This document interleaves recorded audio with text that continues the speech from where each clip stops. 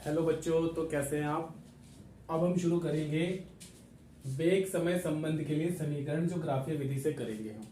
ठीक है, इससे पहले हमने किए थे गति के नियम गति के नियम कह रहा हूं, गति के समीकरण जो हमने करे थे गणितीय रूप में, है ना। गणितीय रूप में हम किस तरीके से हल करते हैं हमने उस तरीके से समझा था। अब हम समझेंगे कि ग्राफीय विधि से हम किस तरीके से गति के जो समीकरण है वो हम सॉल्व कर सकते हैं। ठीक है, तो सबसे पहले यहाँ पर है हमारा वेग समय संबंध के लिए समीकरण। तो वो समीकरण कैसे बनाते हैं, देखो हमने क्या कहा कि हमने एक ग्राफ लिया, ये हमारा एक ग्राफ है, ये इसका y अक्ष है, ये इसका x अक्ष है और ये मूल बिंदु O ले लिया हमने। ठीक है, ये समय के सापेक्ष है, समय t, और ये वेग ले लेते हैं। ठीक है, वेग है, ठीक है, v। अब यहां से हमने क्या मान लिया हमने ये माना कि भाई कोई वस्तु है जिसका प्रारंभिक वेग u यहाँ पर है, u। तो यहां से यहां तक की दूरी को हम क्या ले लेते हैं, u ले लेते हैं। ये हमारी दूरी कितनी हो जाएगी, u। और ये इस वेग से जा रहा है, ये किस वेग से जा रहा है, इस वेग से जा रहा है। ठीक हो गया। अब हमने क्या कहा कि भाई यहाँ पे हमने ये इसकी v हो गई टोटल अंतिम वेग, ये इसका v हो जाएगा अंतिम वेग, और ये है u जो कि है प्रारंभिक वेग। अब हमने क्या कहा कि भाई हमने इसको इससे तो मिला दिया, ये अगर हम इसका निकालें इसके सापेक्ष तो ये निकल कर आएगा, और ये इसका क्या है अंतिम वेग v। अब हम इनके क्या करते हैं, ये ग्राफ समझ में आया सभी को। हमने क्या किया, समय और वेग लिया एक दूसरे के सापेक्ष, फिर हमने कहा किसी भी वस्तु का प्रारंभिक वेग u यहां से शुरू है तो ये इसका वेग जा रहा है, इस वेग से हमने ये प्रारंभिक वेग इस बिंदु को मिला दिया, इस बिंदु पर दोनों के दोनों क्या कर रहे हैं, मिल रहे हैं। ठीक हो गया। और ये इसका अंतिम वेग है, और ये जिस वेग से जा रहा है वो उसकी दिशा दिखा दी हमने, मतलब ग्राफ से दिखा दिया। अब यहाँ पे हम इनकी नेमिंग कर लेते हैं, इसको हम मान लेते हैं a, ये तो O है ही, इसको B मान लेते हैं, ठीक है, इसको C मान लेते हैं, इसको D और इसको E। कोई दिक्कत नहीं है। हमने क्या किया, इनकी नेमिंग कर दी।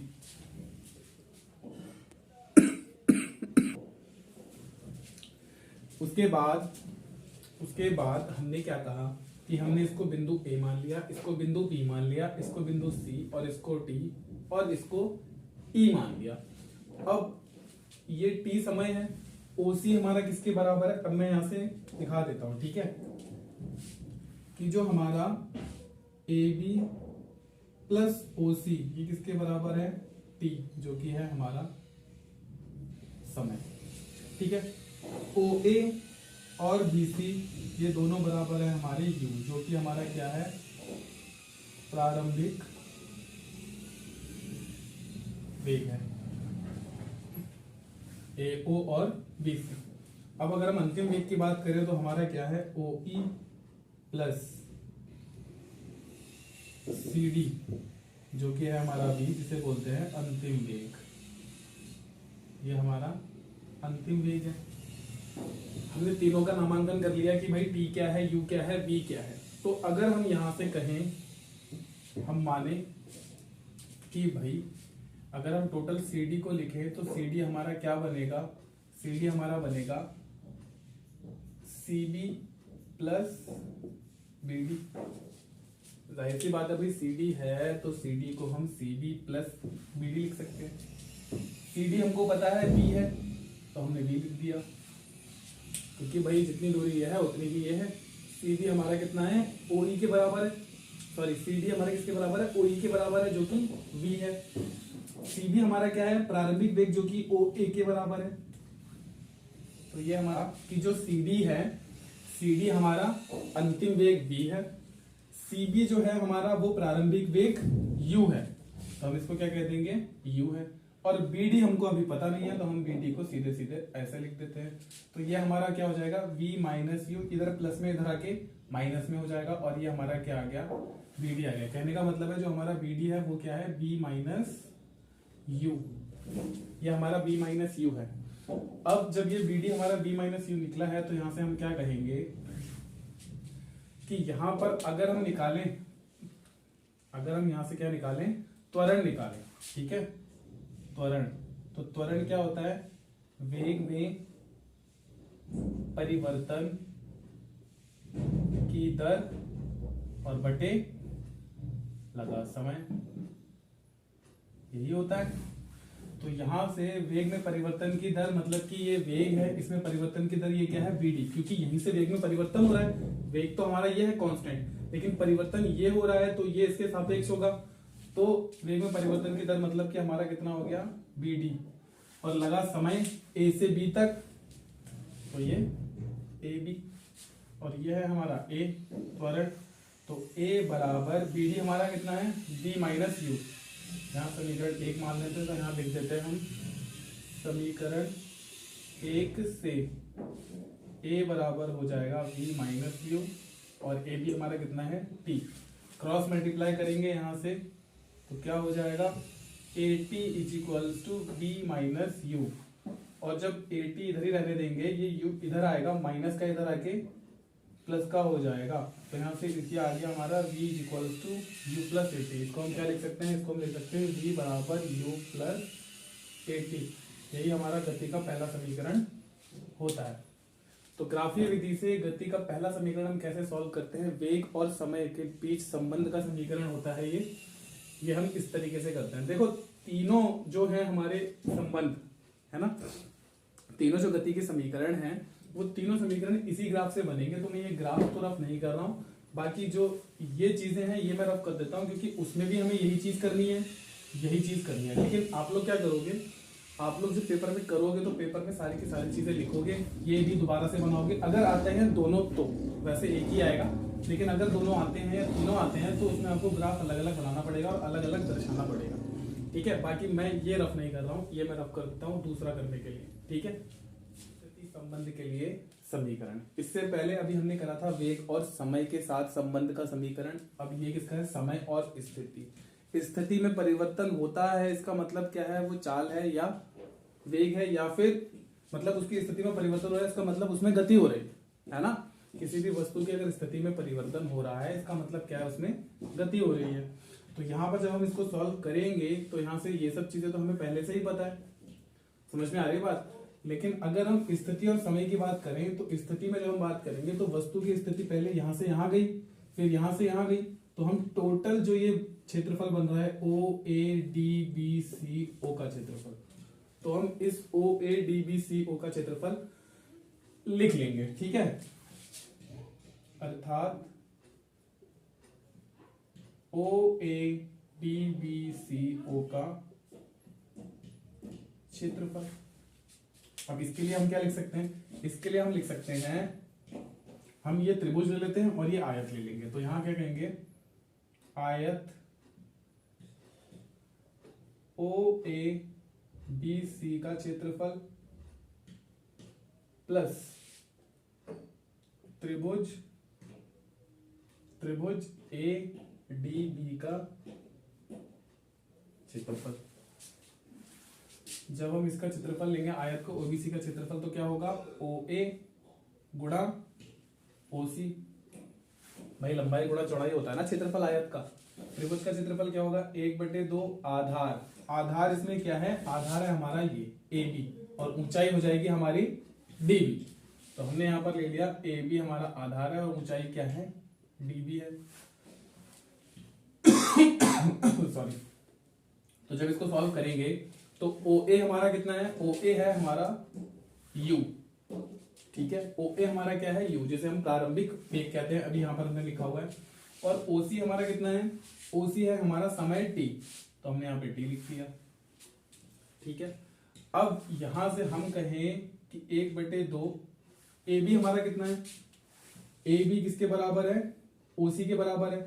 तो यहां से देखो यहाँ पे AB OC के बराबर है, इसका मतलब T समय, तो यहाँ पर हम इसको फिर T लिख लेंगे। और DB है हमारा V माइनस यू, और V माइनस यू हमारा BD आया था इससे पहले में, अभी देखो हमने सॉल्व किया था वहां पर B माइनस यू आया था BD बराबर, ठीक है। तो वहां से जब हमने किया था तो हमने इसकी स्थिति में जब बताया था वेग में परिवर्तन की दर त्वरण था, तो ए बराबर हो गया था बी डी बटे ए बी, ठीक है।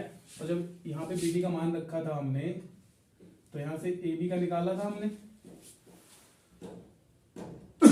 समझ में आ गई बात। तो ये क्या हो गया था, A is equals to V minus U upon T, तो v minus U is equals to क्या आ गया था ए टी, ये हम रख सकते हैं।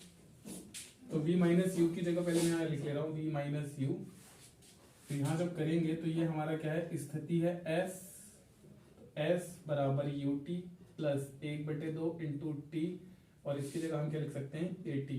क्यों लिख सकते हैं, क्योंकि अभी हमने निकाला था v माइनस यू बराबर ए टी, इससे पिछले में, ठीक है। तो यहाँ से s बराबर U T plus half A T square, तो ये हमारा निकल कर आता है क्या, दूसरा गति का समीकरण ग्राफीय विधि से। देखो इसमें कुछ भी नहीं था, हमें बस स्थिति और समय के बीच में संबंध का समीकरण बताना था। तो हमने क्या कहा, वस्तु की स्थिति पहले यहाँ से यहाँ हुई, फिर यहाँ से यहाँ चली गई, तो ये वेग में परिवर्तन का दर हुआ है। तो यहाँ से टोटल हमारा एक ट्रेपेजियम जैसा बन रहा है ना। तो हमने क्या किया, इसको एक त्रिभुज में तोड़ लिया और एक आयत में तोड़ लिया और इन दोनों को जोड़ लिया। तो इस तरीके से करेंगे हम, तो ग्राफीय विधि से हमारा दूसरा समीकरण भी हो जाएगा। बचा तीसरा, तीसरे में भी सेम ऐसा ही हमें करना है, बस हम इसको रफ नहीं कर रहे हैं, हम फिर से इसको रफ करके तीसरा भी कर लेते हैं, ठीक है। इसमें हम करेंगे क्या, समलंब चतुर्भुज वाली कंडीशन को ले लेंगे, ठीक है। समलंब चतुर्भुज को इंग्लिश में हम क्या बोलते हैं, ट्रेपेजियम।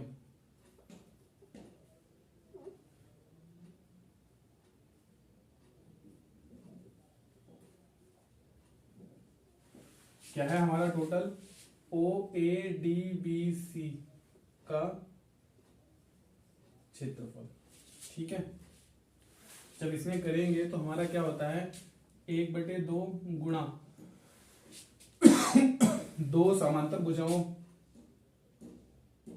का योग, 2 समांतर भुजाओं का योग गुणा समांतर भुजाओं के बीच की दूरी, दोनों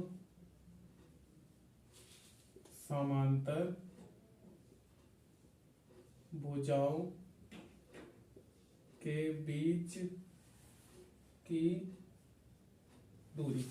देखो हम किसकी बात कर रहे हैं, हम इसकी बात कर रहे हैं, ओ ए डी बी सी ओ, ये टोटल जो हमारा बन रहा है ना ये। तो इसमें क्या है, 2 समांतर भुजाएं कौन सी है, एक ये है और एक ये है। तो इन दोनों का तो हम योग ले लेंगे, और इन दोनों समांतर भुजाएं जो है, ये टोटल जो ये समांतर भुजाएं हैं, इन दोनों समांतर भुजाओं के बीच की जो दूरी है वो है ए बी, तो वो हम ए बी का गुणा कर लेंगे वहां से, ठीक है। तो यहां से हमारा क्या बनता है, यहां से जब हम इसको करेंगे तो 1/2 इंटू 2 समांतर भुजाओं का योग, मतलब कि ओ ए प्लस डी सी, कोई दिक्कत नहीं है। अब यहां से फिर गुणा कौन होगा, गुणा होगा यहाँ से हमारा ए बी, तो ए बी को हम क्या लिख सकते हैं, ओ सी लिख सकते हैं। तो यहां से 1/2 गुणा, अब यहां से जब इसको सॉल्व करेंगे तो ये ओ ए है, ओ ए हमारा कितना है, यू, तो ये हो जाएगा यू प्लस सी डी कितना है, सी डी है हमारा बी, तो यू प्लस वी बन गया। बचा ओ सी, तो ओ सी हमारा कितना है, टी। अब अगर हम इसमें समीकरण 1 से मान रख दें, समीकरण 1 से मतलब कि v का मान अगर हम रख दें, v का मान हमारा क्या था, v का मान था, एक काम करते हैं हम t का मान रख देते हैं समीकरण 1 से। अगर मैं t है हमारा, समीकरण 1 से अगर हम जाएं तो v इक्वल्स टू क्या होता है, u प्लस ए टी, तो v minus u equals to क्या हो जाएगा, ए टी, क्योंकि ये प्लस का, ये इधर आके माइनस का हो जाएगा। और अगर हम यहाँ से t निकालेंगे तो v माइनस यू अपॉन ए आएगा। बताओ ये चीज होगी या नहीं होगी, v माइनस यू है, ये a के साथ गुणा में इधर आके भाग में हो जाएगा। तो जब हम इसमें रखेंगे तो ये u प्लस वी हो गया, और t का मान रखेंगे तो v माइनस यू अपॉन ए, और ये तो हमारा s चल ही रहा है, ठीक है। s इक्वल्स टू 1/2, ये हो जाएगा v प्लस यू, और ये हो जाएगा v माइनस यू, और ये अपॉन में a है। a प्लस बी और a माइनस बी की अगर हम कंडीशन देखें यहाँ से, तो क्या होता है, a प्लस बी और a minus b equals to होता है a square minus b square. तो इसमें जब हम करेंगे तो s इक्वल्स टू 1/2, ये हो जाएगा v square minus u square upon a, cross multiply करेंगे यहाँ से तो क्या हो जाएगा, 2as is equals to v square minus u square. ठीक है, और अगर हम यहाँ से वी स्क्वायर निकालेंगे तो v square equals to u square plus 2as, तो ये निकल कर आता है हमारा तीसरा समीकरण।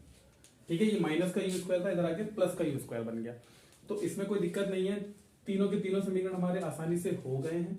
जिसको समझ में नहीं आएगा कमेंट कर देना। बाकी अब इसके बाद बचते हैं हमारे एनसीईआरटी के क्वेश्चन। तो एनसीईआरटी के क्वेश्चन मैं अगली वीडियो में लेके आऊंगा।